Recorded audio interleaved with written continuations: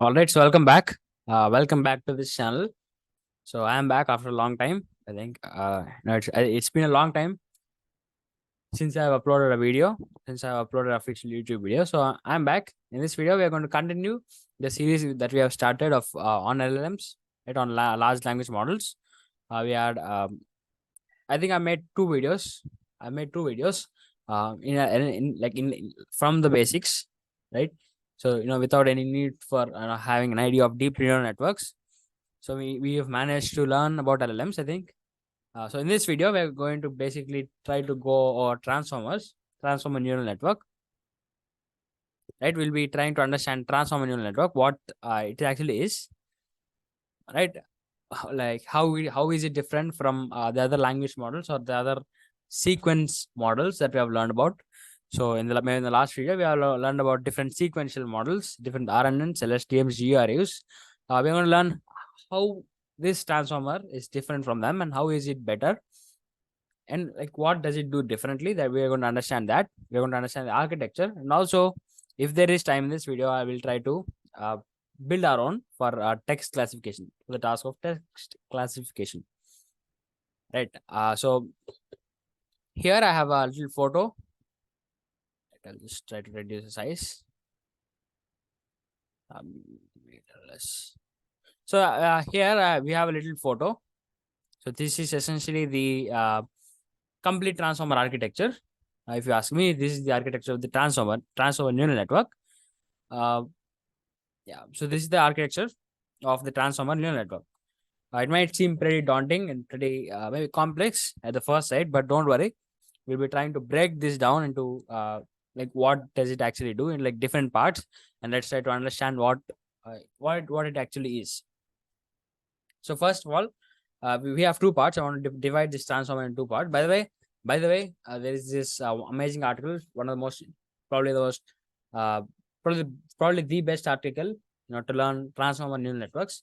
The name of the article is Illustrated Transformers by J. Alamar. So even when I was learning, I referred to this article, and this helped me a lot. So definitely, I recommend you to check this out if you are interested.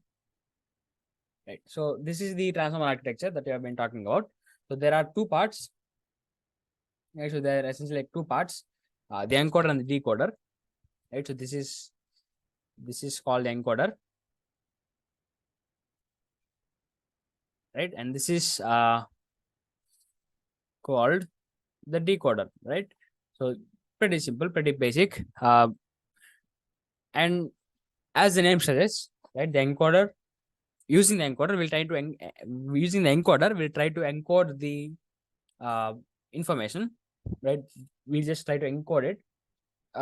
When I say encoder, think of the encoder as like taking an input. Let's say taking input text. Maybe in the training phase we have some. Maybe we are training some question answer model. Let's say we are training a model that can take in questions and written answers. First of all, of course, we'll have embeddings, word embeddings. You would have to create word embeddings for the specific words, and basically what we'll be doing is we'll basically like pass this input. We'll basically pass this input through this encoder, and this encoder basically understands that input, what that actually is, what that input is, and it will try to understand. It'll do some process. We'll talk about that multi-head attention. You already know feed forward neural networks, and we'll basically have many encoders. That is why n into stress here. We can have as many encoders as we want.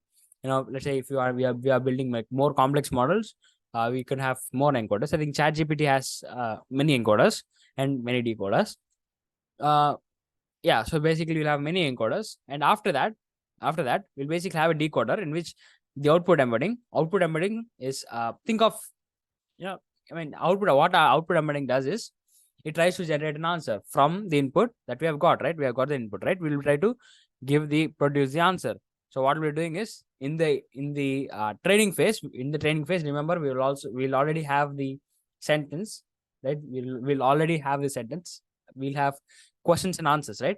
In the training phase, we'll have the questions and answers as a huge database or a huge data set, and basically we'll try to produce the answer. In the answer, first of all, or on the first loop or the first run, we're going to have a empty text, right? We're going to have an empty string, and basically we'll be passing this empty string to this decoder, right? This decoder will be passed this empty string in the first round, and then we'll do some operations, right? Many operations will take place here, which I'll talk about, and at the end, at the end of the decoder, and basically you can also please note that the output of the encoder is also being taken in. That is the input understanding, what the input means, right? Uh, the things about the input is learned by the encoder. So we'll be passing this output of the encoder also in this decoder network, and we'll basically try to understand the input and produce an answer. After producing a word, right, we'll basically produce one word at a time. So after producing one word, which is the first word, we'll take this word, it will put it in the string, and we'll pass it again, right?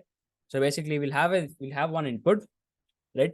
And the encoder is going to encode this input, and we're going to pass that encoded representation or some represented value, which is completely determined by the gradient descent algorithm, by the optimization algorithm, which will be changed during training. And we'll basically have an input of this encoder or the output of this encoder.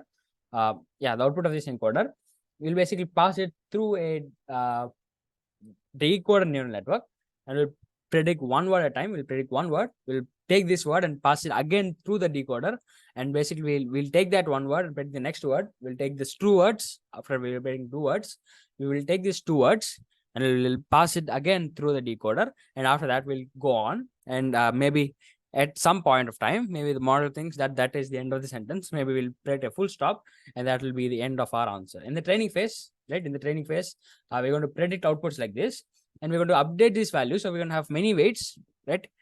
Just as I have told you, deep learning involves updating weights. So basically, we'll have many weights inside all these model architectures, which I'll discuss. All these attention mechanisms we have. We have many weights, right? Parameters that we are going to update using gradient descent. So based on these outputs, we are going to update these weights. You're going to have loss functions, just like the classical deep learning stuff, and then basically we'll hopefully reach a global minimum in which we could stop training and start in maybe get the model into production or something. So that is the basic transformer architecture on a very, very high level. Now let's go through what it actually is. I think the probably most important concept, probably the most important concept that we have to learn is here is this multi-head attention. And if you observe, like, it is used like many fields, many times, right? Here and here also. So basically we have multi-head attention. We'll try to understand what that is. Maybe we'll go through this article together. So this article is very useful, by the way. A huge shout out to him, I should say. Right. So I mean, let's get started. I'll just try to get to the explanation of what multi-head attention actually is doing. Again, remember that we are I mean, it will be very nice if you have watched the first few videos, or you have a very organized basic understanding of deep learning and like word embeddings, etc. It will be very nice if you have a very good understanding of that. So if not, I recommend you to maybe check out the last two videos that I've made. It will be a very good foundation for you.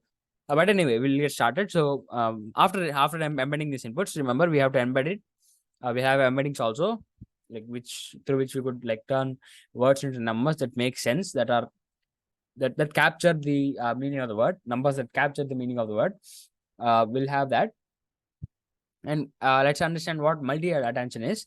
Attention is. So basically, for every word, right? For every word, we're going to have a vector. Let's say we're going to have a word embedding vector that contains the information of the word. Right? We're going to update that also during the training. Right? Even these are weights which will be updated. So basically, at every iteration of training, we are not only updating what the model learns about a word or about a sentence, right?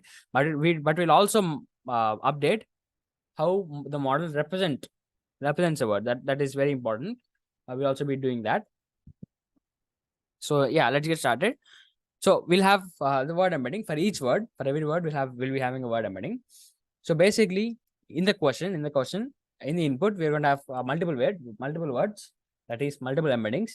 And what we'll be doing is we'll be taking each word or each embedding of every word, each embedding of each word embedding, and we'll basically have we'll basically create like three paths or three variables or three values or three vectors. We'll basically create three vectors for this specific word. So each word will have three vectors, right? We'll have a key vector, we have a query vector, we'll have a key vector, and we'll have a value vector, right? Just think of this. Don't worry about the names.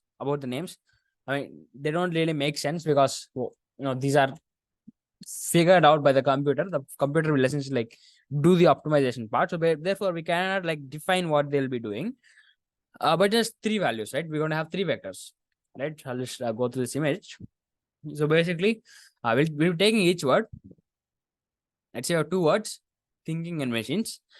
So basically, so basically we'll have this x and y's, and we'll basically multiply this x and y's with wq, wk, and wv.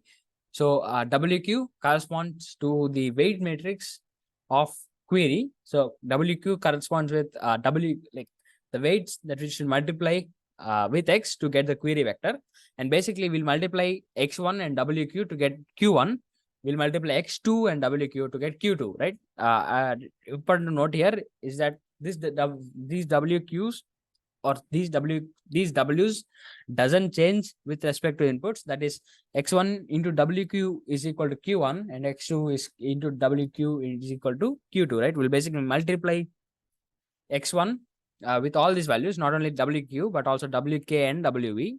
The word or the weights for query key value, and after multiplying, we'll get these vectors, right? For each word, for example, for the word thinking, we'll have three vectors, query key value vectors. For the word machines, we'll have query key value vectors. Important note here, we'll be updating these weights also, wq, wk, and wv. So basically, we have three changing vectors that will be changed, and that will be basically learned in the training process. Right? That is first thing, right? So we'll basically have the q, k, and v vectors. Right? After we have that vectors, for each word, we'll have q, k, v vectors. Right? For example, let's say we have another word, right? And then we'll also have its own q, k, v vectors, key value vectors, right? After multiplying with wq, wk, and wv, we'll have query key value vectors. After doing that, we'll basically try to compare these words, right? We'll basically try to compare these words. Again, we're gonna have multiple words, not only like two. The question may consist of like maybe 50, 20 words. I don't know. So basically, we'll compute QKV or query key value vectors for all these words, right? Basically, we'll have the same weights, but we'll multiply these same weights with all the words in the text or in the input, right? So that is the thing. So after multiplying, after getting the query key values for all the words, basically what we'll be doing is we'll try to come up with a score of similarity, right? We'll try to come up with a score of similarity between one word to another word. So basically, here in this example, we'll have the word thinking and machines, and basically we'll try to compute the similarity between the word thinking and machines. And also, if you observe here, first we'll calculate q1 into k1, which is the amount of similarity one word has with itself. At how much similarity the word thinking has with the word thinking, which maybe doesn't make sense, right? We're going to multiply q1 with k1, which is like the own word. But the main thing is we'll be multiplying the q1 into k2, right? We'll be multiplying q1 with k2 or doing the dot product, which gives us a similarity score between the word thinking and machines, right? We'll have a similarity score of how similar q1 and k2 is. So here we are going to do dot product. That is, if the vectors q1 and k1 are similar, then we're going to have a higher similar score, right? The similarity score is going to be higher if q and k are similar, right? q1 and k2 are similar, then we're going to have higher similar scores. Therefore, we'll get an estimate of how close the words thinking and machines are. So that is the next step. After doing that, we'll have we'll divide by 8. That just for like scaling purposes. Just for scaling purposes, we'll divide by 8. And after that, we'll be calculating the softmax. Right. After that, we'll be calculating the softmax, and then we'll basically multiply with W again. So basically we'll multiply with V. Sorry. So basically, I'll just explain everything again. So we'll have two words. So let's say in this question we have only two words just for simplicity. We'll basically multiply the word the query of this word with the key value of this word, and we're going to multiply this query of this word with the key value of this word, and we're going to take this word, the query of this word, and we're going to multiply with the key value of this word, and then we're going to take the query of this word and multiply with the key value of this word. So basically all the combinations. And after that, after getting the product, after getting the dot product, we'll basically softmax. We'll get a softmax out of the activation function. So using the softmax activation function, we'll basically like downscale this inputs or downscale these values into like a into some range. Into some range, we could like downscale these values. Not very important now. After applying softmax, we'll again multiply with the values, right? So we'll basically have the product between let's say these two vectors, right? This query and this key value will key vectors will basically multiply by this and this separately, right? So basically we'll have a complete similarity score. We'll calculate a similarity score for basically the two words, right? We'll have a query vector, key vector, value vector. Basically we're going to multiply these vectors interchangeably. And after doing that, we'll just add all these values, right? We'll just add all these values in dot product. Let's get a huge vector. We'll have two vectors, Z1 and Z2, right? Yeah. So basically, for the relation between thinking and machines, we're going to calculate that. Yeah. So that is that is the idea of having this like attention model. So basically, we'll have two words, right? And then basically, we're going to calculate the relation or the amount of similarity both of these words have. Right. So I'll just show you how the output of these attention looks like. I'll just show you a diagram which hopefully makes it clear for you. I'll share everything.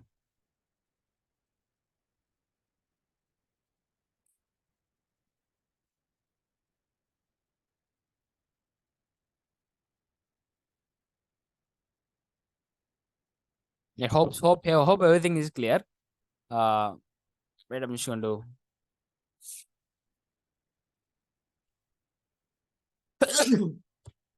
right. So let's see how the output looks like. Just to show you an example. For example, let's say I have two words.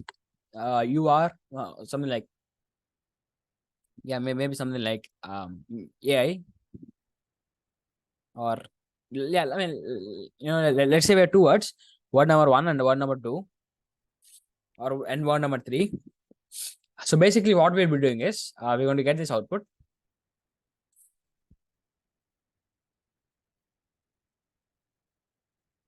So basically we'll get a value. For example, we'll get a values, right? We'll get some values here. Let's say we're going to get the relation between or the similarity between two words. So here the similarity between the word 1 and itself, right? We're going to get the similarity between one word and itself. Let's say this is something like 100, or let's say 1. And we're going to get the similarity between the word 2 and 1. Let's say it is 0.4. And we're going to get the similarity between word 3 and word 1, which is maybe let's say 0.6. Like something like that, right? And then we're going to get the similarity between 1 and 2, right? So basically we'll be getting something like that. So basically we'll have a similarity score of how similar one value is to the other, right? Which is I think basically the whole idea of attention mechanism. And as you can see here, we're going to have like bunch of values. We're going to calculate the similarity of how similar these values are. But probably this diagram is probably not a very good representation. But yeah, something like that, right? So for each word, you want to calculate the relation or the amount of similarity it has with the other word, and that is what the encoder is doing. And that is why transformer architecture, I think, is working, because we are able to like get the relation, find the relation between two words. That is why I think it is useful. Right. And then so this is what happens in the encoder. This is mass data, multi-head addition in the encoder. Right. One more thing I have to tell you is that after calculating after having like like one loop of this or one part of this is called like single head addition.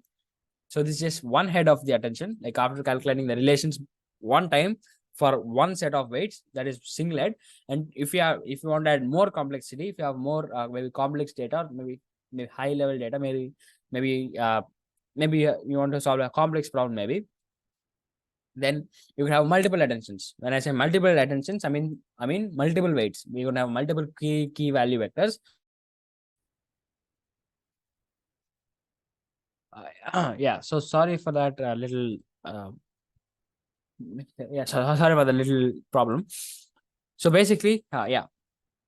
So when I say multi-head attention, I mean like multiple queries. Sorry, multiple weights, multiple sets of weights. You can have multiple sets of weights for like Q1, sorry, let's say WQ1, right? WK1, WK, WV1, WQ2, WK2, WV2. So we'll basically have multiple set of weights, multiple sets of weights for multiple, multiple heads, right? For each head, we're going to have multiple sets of similarities, multiple samples of similarities, multiple predictions, or multiple probabilities of similarities. Basically have that. Right? So let's get to like the decoder, the multi-head addition that happens in the decoder. Like what happens in the multi-head addition in the decoder. So basically here, basically just like there's nothing special here. I mean, there's the same multi-head addition based on, but here on the output embedding that we'll be predicting. So output embedding is predicted by the model. So basically we'll get an estimate of how similar the output of our model is, how the words of our output or the model's output are similar. After doing that, we'll have a normalization layer, just a classic layer. Just don't, I mean, it's not very special. After that here, I want to show you what is going to happen here, what is happening here. So basically, we'll take the words from the encoder. From the encoder, we'll have the output, right? We're going to take the input of the encoder, and we're going to take the output of this mass multi-head addition model. Right? We're going to take the mass multi-head addition output. So basically, we'll perform a multi-head attention again. We'll perform a MHA, let's say, multi-head attention on the encoder's output, right? The encoder's output, which is, let's say, E1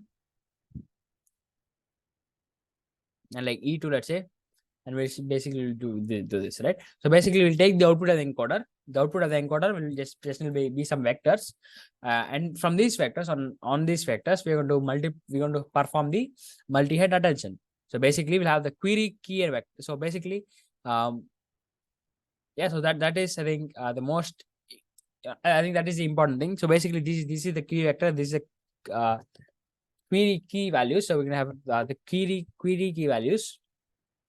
I'll show you that place, that side.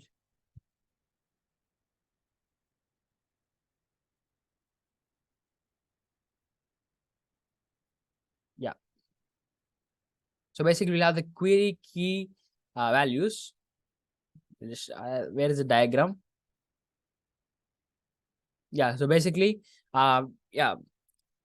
We're going to have a self-attention mechanism. We're going to find how similar.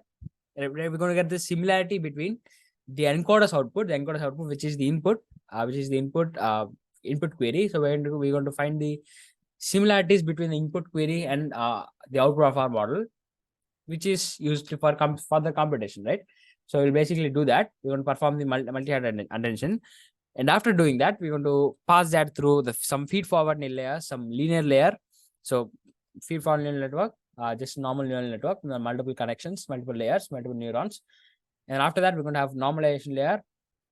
for just like for reducing the complexity, for something like dropout, just like a dropout, it'll it'll reduce the chance of overfitting. I mean that maybe I'll teach about that maybe in some other videos, right? So and then we're gonna have a linear layer, which is again a normal neural network, just like a just like a feed forward neural network layer, but like very simple. We all have like one layer, something like that, and then we're going to have a softmax layer. Just we're going to perform the softmax. So basically, the output of the model would be some vectors. Some vectors would be output of the model. So basically, will these vectors would be converted back into like classes that predict each word, right? The tokens of each word. So we basically will predict the token of each word through this softmax function, right? We'll basically convert these vectors into tokens. Just like which token is predicted by a model will be understood by softmax. And basically, after predicting one word, we'll basically pass this word into the output embedding and do the whole process again until we finish the whole sentence, right? Whole output sentence. So that is the architecture of what transformer, and I think on a pretty high level, I would say, because I think we have covered most of the details, most of the intricate details. So no, in the next video, we're going to code the model. We're going to code a text classification model using transformer. So that's it. So that's it for this video. Thank you for watching. I will next video, please stick around. We'll be basically coding out the model transformer. So in the next video, we'll get a deeper understanding, maybe a better understanding of the model. So thank you for watching. I'll see you in the next one.